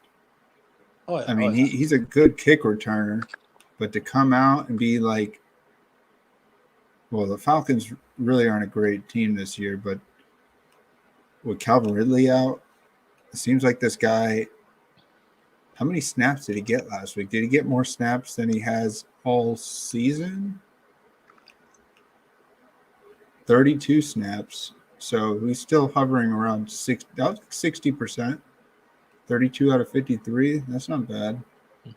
Do you think with Calvin Ridley out now permanently for good, it will shrink like the field more for Patterson? I'm a little shocked when that news came out that he was out. I thought he would be highly owned, and 12% not that highly owned. I think it's gonna go. I think it's gonna be about the same. I think with Trevor Siemian at quarterback, I like Patterson more. I just think that I just don't see the Saints having the ball that much. I see Matt Ryan's the best quarterback on that field on Sunday, hands down. Man, nobody wants to play a quarterback against the Saints. That's for sure.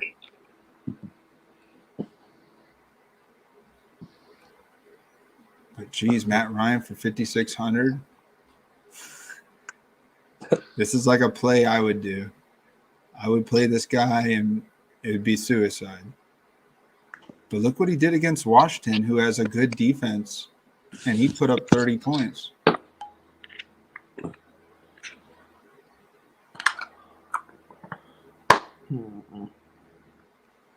I don't know, man.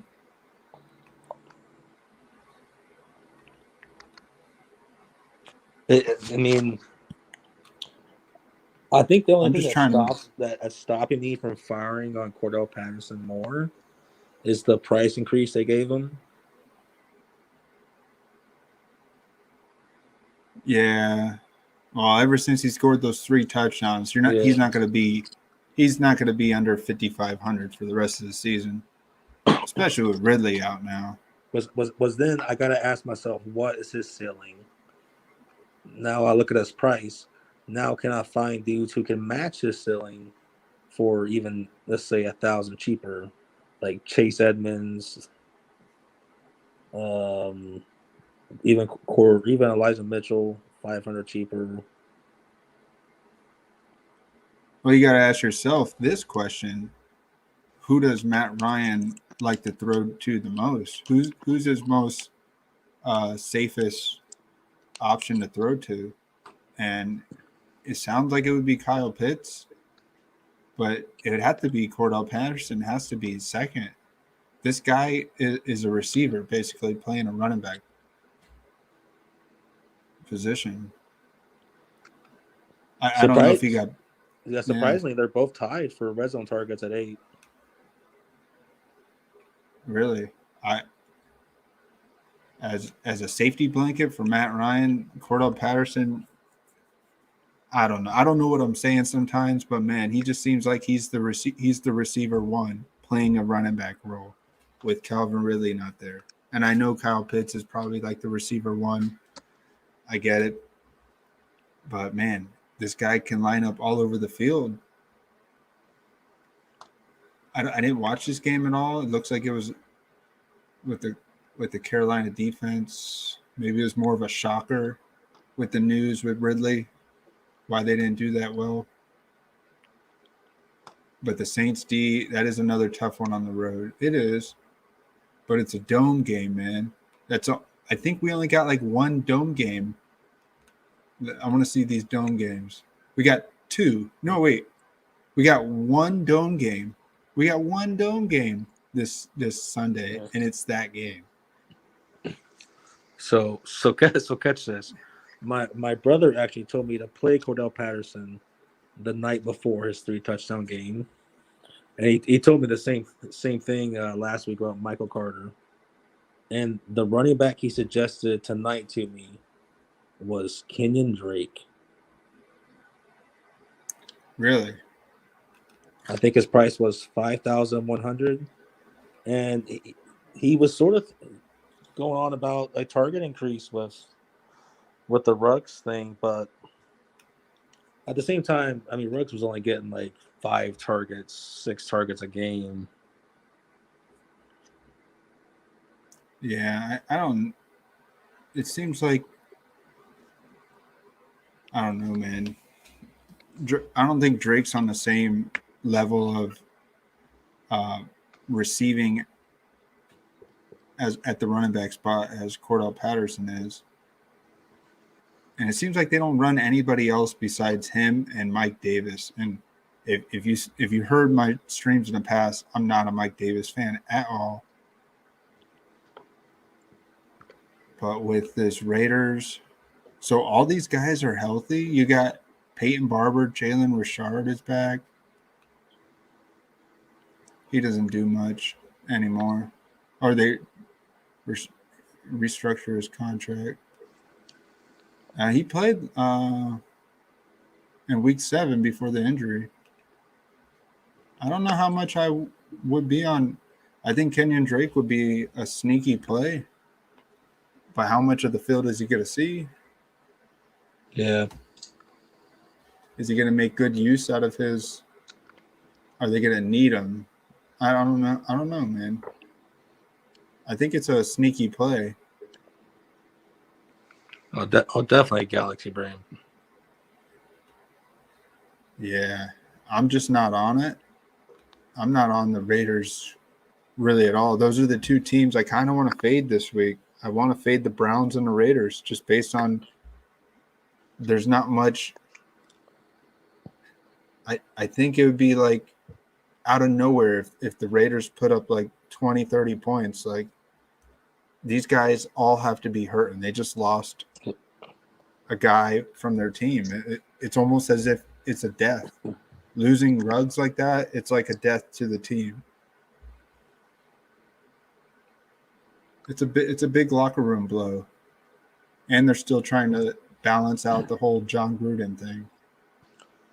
I do think my favorite play, if I go to it, is going to be Bryan Edwards. Bryant? What do you mean by Bryant?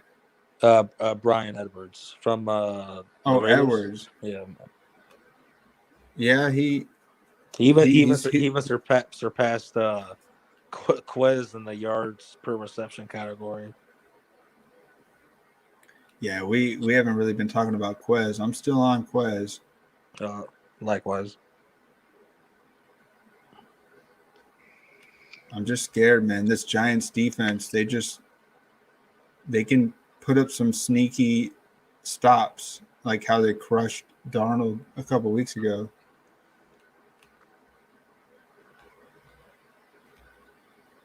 I'm a little scared, man.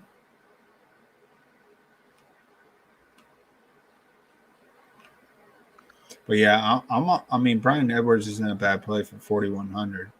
I have him in a lineup over here.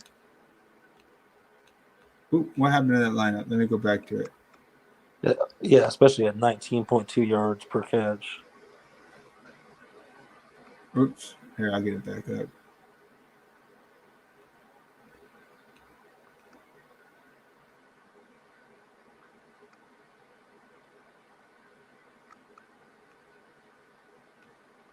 Landry. I love this Landry play. Yeah, do we do that? Do we just roll with Yeah, that'd be the Cincy stack, yeah. Edwards. And then probably heavy on running back if you I'd go back to Aaron Jones here. I like that. And you could go Eckler or even Cook. But how do you feel about C-Mac if news comes out he's playing? Oh, really? I have no thoughts on that. Yeah, I think man. They haven't projected like 10% owned.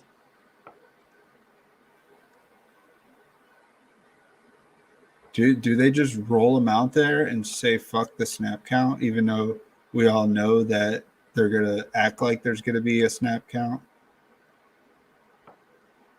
And the fact I think it might be his cheapest price, and gosh, how long? Yeah, he's always 10K. I mean, he could easily be activated, throw 30 points up, and be 9-6 next week.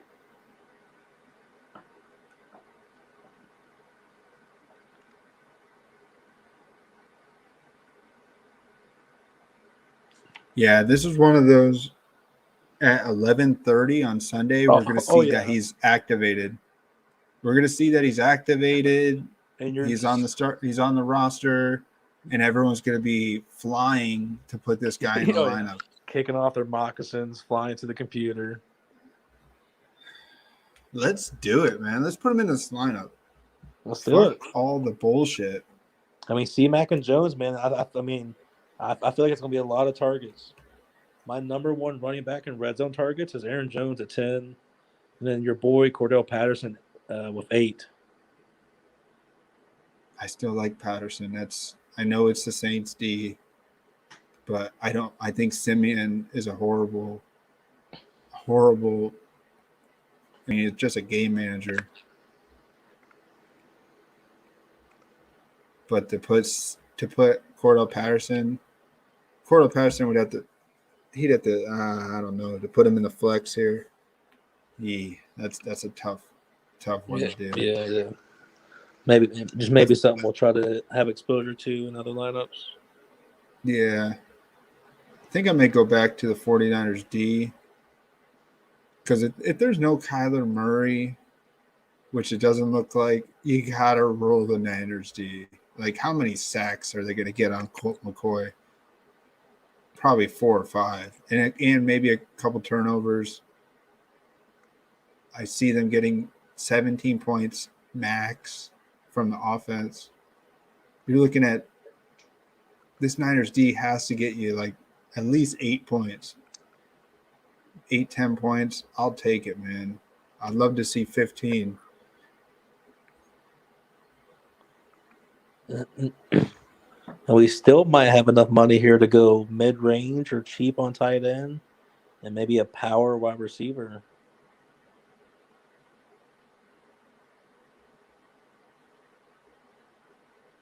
We can get Kelsey here. Look at that. We can get Kelsey. He's due for a game, man. Have that. I know that's crazy.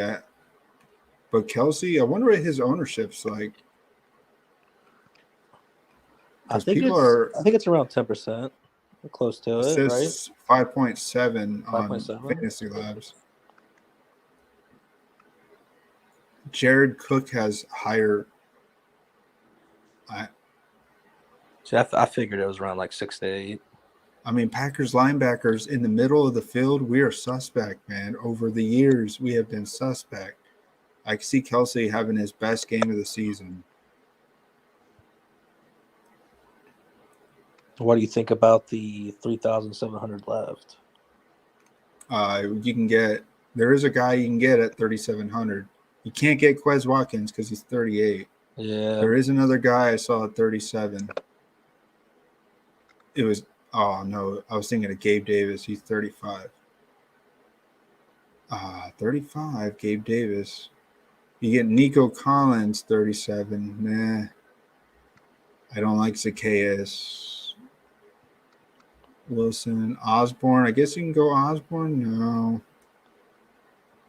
How would you feel about just going big brain and switching out Landry of Higgins?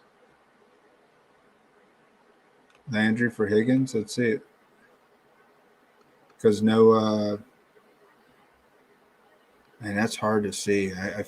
He's 3-4. 34? Yeah. All right. Oh, I see you here. Man, it just sucks that his targets are so low. Like, they just don't look for him.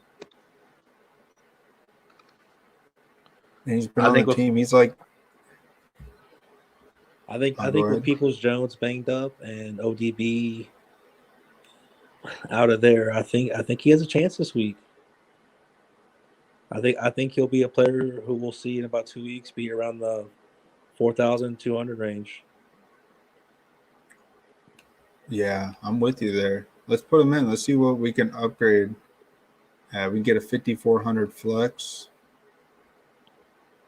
A lot of things are open here. You get, if I'm running Niners D, you can get Edmonds. I don't know about that. All the Cardinals are in play here. You got Zach Moss. I mean, I'm ready for a Zach Moss breakout game. I just don't know when it's going to be. He's slowly becoming the. I feel like the fan favorite is. Everybody loves. I can't think of his name. The other Bills running back. Singletary. Yeah, Singletary. Everybody Yeah. loves Singletary. Yeah, Like, if you're a Bills fan, you love Singletary, but he's not that good. I like Moss too, and he's on my pool this week, and I contemplated earlier. I really asked myself, with Singletary healthy, does Moss actually ever have a chance over 25 points? And I don't think so. Maybe.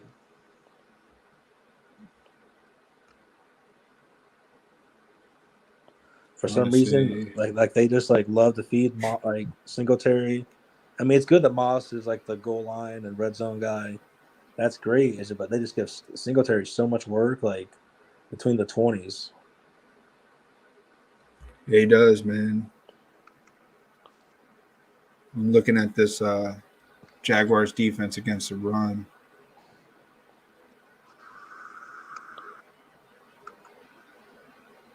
The Jaguars cannot cover the receivers. Like, man, I want a Bills receiver in this lineup still. If I went back to Landry, I could go Gabe Davis here. Like, if I know it's not a horrible play, but it's another reach based on depth. I just don't see the reason to really play Cole Beasley that much. They know that they could beat the Jaguars without Cole Beasley. And I saw he had that. It's a rib injury. I'm pretty sure he's carrying. I could see them resting Beasley. It could be a surprise inactive, or he. I mean, he played a lot last week with the injury. He missed back-to-back practices Wednesday and Thursday. He returned limited on Friday today. And then, didn't Sanders drop a 0 bomb last week? Emmanuel? I know he's like in the 5K. Where's he at here? I think 5'6". I think a lot of people are going to be scared of him. Yeah. But I think he's a good option too. Like I saw online, he did. I think his mother passed away a couple years ago this week, and he did a bunch of things for like a bunch of kids whose parents passed away, and some people follow those storylines from players to sort of as motivation for games, even though a lot of them do involve tragedies and family heartbreaks. Oh, that's a big thing, man. Yeah, Aaron Jones crushed it with his dad passing away. Yeah, but you hate to hear it, but it is extra motivation, extra fuel. He just had a 0-point game, went through the death anniversary of his mother, did a huge thing for kids. They recorded it and everything, and so wow. He caught my eye of that.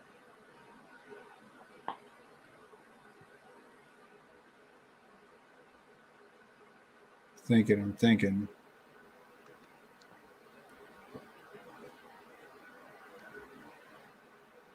I like the Higgins play. If you want more money, you could switch Brian for Quez. That's true. You're trading out a guy who has similar yards per reception. Well, the reason I made like Quez more this week than any week, I heard Rieger's banged up. That too. Oh, wait, he's back. Practice fully Friday. Does not have an injury designation. Man, this guy, he is supposed to do something, but man, I don't want to. But I mean, facts are still facts when it comes to Jalen Hurts throwing the ball more than 20 yards. It's Quez This Watkins, guy, and it's not he Jalen. has not gotten the end zone yet, man. I want to be Yeah, there. When he gets in, it's going to be 2 touchdowns. It's not just going to be one. He's going to have like a Elijah Moore game on Thursday. hey, you me both like Quez. I say throw him in. Yeah, let's see what that looks like. I want to see taking Higgins out and putting Landry back in just to see what we get. 4K. I don't like any 4K because you really can't see anything with 4K. You got to go back and look at the receivers. I don't have anything too much popping off my radar for that price. Nah, let's see. Let's take Landry out, put Higgins back in. That's a huge change. Yeah. 5,700. It opens up Marvin Jones. If I didn't go Kelsey Williams, I can go Sanders.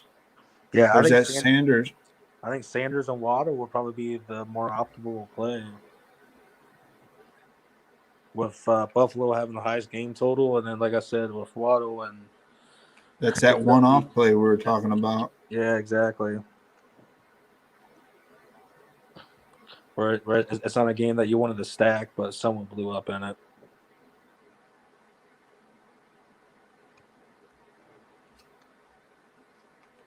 At least compared to what their price was, we'll say that. Yeah, have we seen a game with Waddle without Devontae Parker and I think only one. I think one game. Let's look at that. That'll be our last spot here. So Will Fuller hasn't really played at all.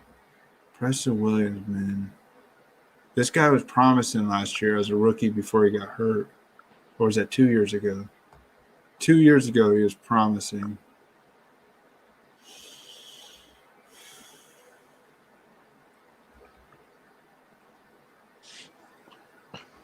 So he didn't play it all last week.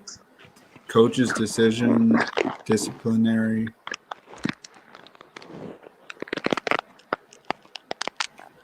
Yeah, I say let's go Waddle here. Higgins, I like it. We got a double Higgins lineup, man. Double Higgins, that's crazy. I forgot I had T. Higgins. Yeah.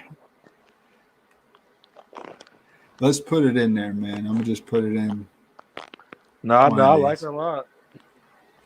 That's definitely a galaxy brain lineup right there. Joe Burrow, McCaffrey. It's one of those where if McCaffrey doesn't play, it's so easy to just swap him out. That too. Yeah, you're right. Oh, that works, man. Hey, well, I'm gonna let you go, man. Hey, have a good weekend, and thank you for chatting over a couple hours with me on the stream. I appreciate it, man. Yeah, hey, no problem, brother. Yeah, you have a good night and good day tomorrow, and let's chat up some more football. All right, man. Yeah, hit me up anytime throughout the day.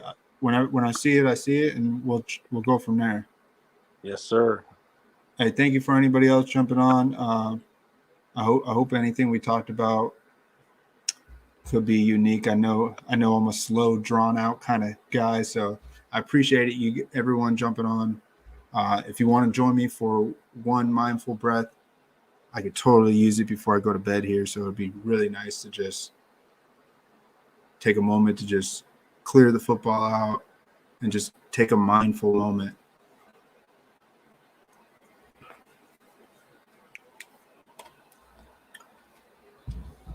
So I always like to end the stream on a positive note, and a positive note is, hey, We talked some DFS. Nobody trolled us.